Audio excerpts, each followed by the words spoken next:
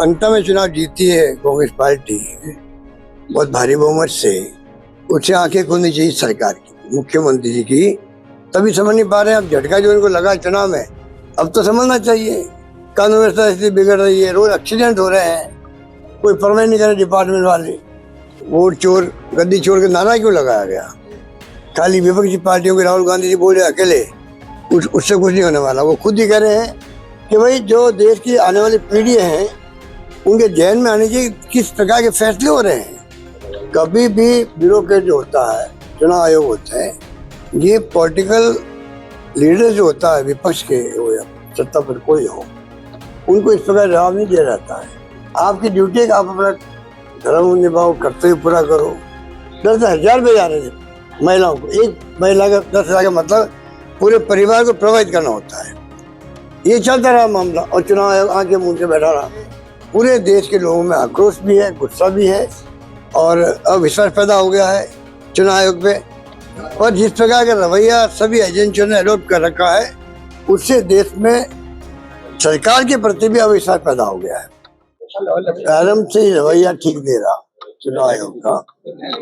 ये ऐसे इम्पोर्टेंट काम होते हैं क्योंकि चुनाव आयोग पे पूरा लोकतंत्र का काम रहता है। निष्पक्ष चुनाव हो और लिस्ट बने, वोटर लिस्ट बने, वो बिल्कुल सही बने, फर्जी वोट उसमें नहीं हो, असली वोट बाहर नहीं रहे, ये तो होता है। पर जिस प्रकार का रवैया जब राहुल गांधी जी ने इनको सूचना दी, वही मेरी दृष्टि के अंदर मैंने जांच करवाई है। आप तो मैं दे नहीं रहे हूँ फॉर्मेट जो होता है इलेक्ट्रिक फॉर्मेट, जो ऑटोमेटिकली मालूम पड़ता है कौन सा वोट डबल आया हुआ है, तो वो आप दे नहीं रहे हो। तो मैं आपको सूचित कर रहा हूँ 1,02,250 वोट जो है ये फर्जी बने हुए हैं। चुनाव आयोग को खाली इतना कहना था जांच करवा दे और कुछ नहीं कहना था। अपना भी जांच होती महीने भर 20 दिन में और परिणाम बता देते भाई इसमें ये गलती है, ये गलती नहीं है, तो वही बात। जो रवैया अडॉप्ट किया कि आप एफिडेविट दे दीजिए, उसके बाद में आप बार बार आरोप लगा रहे उल्टा। कभी भी ब्यूरोक्रेट जो होता है, चुनाव आयोग होता है, ये पॉलिटिकल लीडर जो होता है विपक्ष के हो या सत्ता पर कोई हो, उनको इस प्रकार जवाब नहीं दिया जाता है। वो अपनी बात कहेंगे डेमोक्रेसी के अंदर।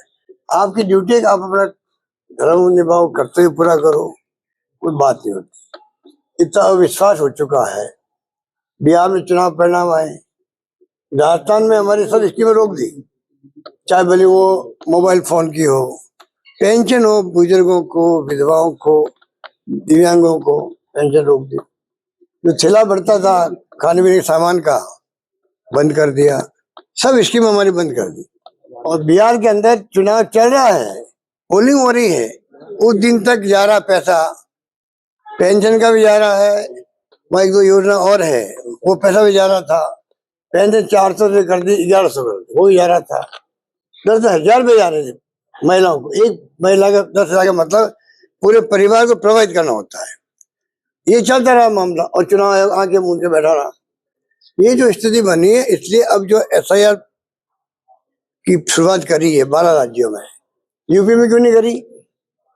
और सुप्रीम कोर्ट में केस चल रहा है SIR का, आप थोड़ा इंतजार करते। आप क्यों मतलब सुप्रीम कोर्ट में सब जुडिस केस है और आपने शुरुआत कर दी, तो इसमें आपकी नीयत की खोट लगती है। इसलिए पूरे देश के लोगों में आक्रोश भी है, गुस्सा भी है और अविश्वास पैदा हो गया है चुनाव आयोग पे। ये उचित नहीं है। जितनी हमारी एजेंसी है, जुडिशरी हो, चाहे वो CBI, इनकम टैक्स, ED हो, चाहे चुनाव आयोग हो, ये महत्वपूर्ण एजेंसी है देश हित के अंदर।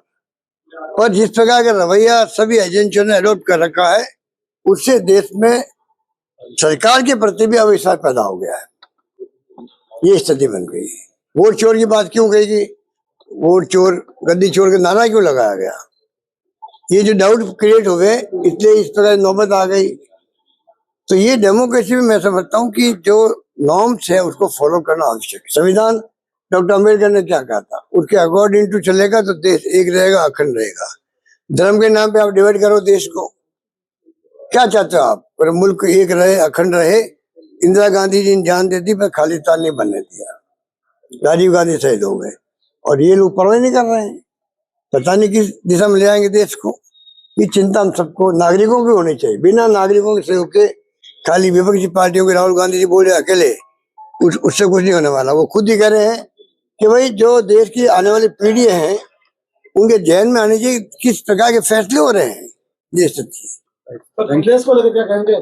चीफ सेक्रेटरी बदल गए अचानक, चीफ सेक्रेटरी बदल गए वो तो अच्छी बात है, पर जो अंत में चुनाव जीती है कांग्रेस पार्टी बहुत भारी बहुमत से, उससे आंखें खोलनी चाहिए सरकार की, मुख्यमंत्री जी की, कि बार बार जो मैं उनको आगाह कर रहा हूँ, चेता रहा हूँ, वो समझ नहीं पा रहे हैं। हम विपक्ष में जरूर हैं, हम चाहेंगे गुड गवर्नेंस हो, अच्छी सरकार चले, जनता का भला हो और विकास के काम हो, ये तो हमारी नीयत रहेगी। तो हम तो चाहते हैं कि बार बार इनको आगाह करें कि आपकी स्थिति अच्छी नहीं है, आप किसी गांव में चले राजस्थान के अंदर एक ही बात मिलेगी आपको कि किसके पास जाए, सुनवाई नहीं होती हमारी, पिछली गवर्नमेंट कामों को याद करते हैं। ये तो तथ्य है सबके सामने, तभी समझ नहीं पा रहे हैं। अब झटका जो इनको लगा चुनाव में, अब तो समझना चाहिए। कानून व्यवस्था स्थिति बिगड़ रही है, रोज एक्सीडेंट हो रहे हैं, कोई परवाह नहीं कर रहे डिपार्टमेंट वाले, रेप हो रहे हैं, डकैतियां हो रही है और मर्डर हो रहे हैं।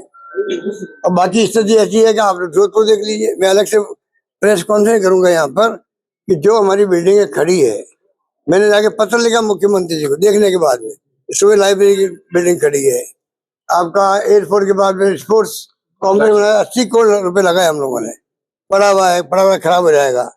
ऐसी कई बिल्डिंग राजस्थान भर में जहाँ पे आपके श्री राम नथुजी अस्पताल, प्रताप नगर, दीगाड़ी, चौबन हाउसिंग बोर्ड, जहाँ हमने बड़े बड़े CHC और डिस्ट्रिक्ट हॉस्पिटल बना दिए, बड़ी बिल्डिंग खड़ी हो गई, ना इक्विपमेंट मंगा रहे हो ना वहाँ पे काम हो रहा है। क्या हो रहा है? कैंसर हॉस्पिटल बनाया हम लोगों ने, वो पूरा नहीं हो पा रहा है। तो चारों ओर से हाहाकार मचा हुआ है। अब सरकार की तो आप देख लो क्या सरकार चल रही, सरकार नाम कोई चीज नहीं है।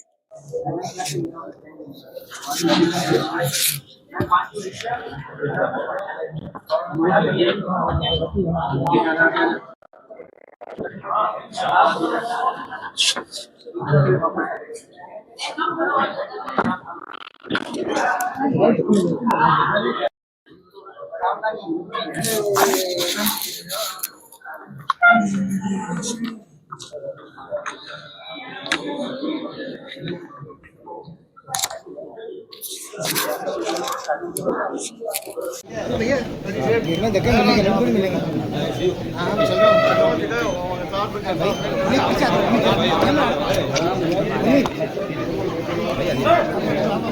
ये टेबल थोड़ा इधर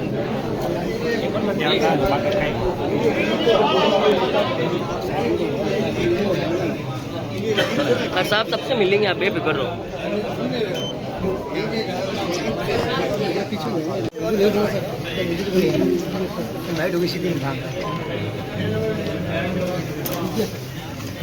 इधर देखो मत यार, थोड़ी फोटो है वो भी खींचना था, बढ़िया फोटो खींच रही है। चल चल चल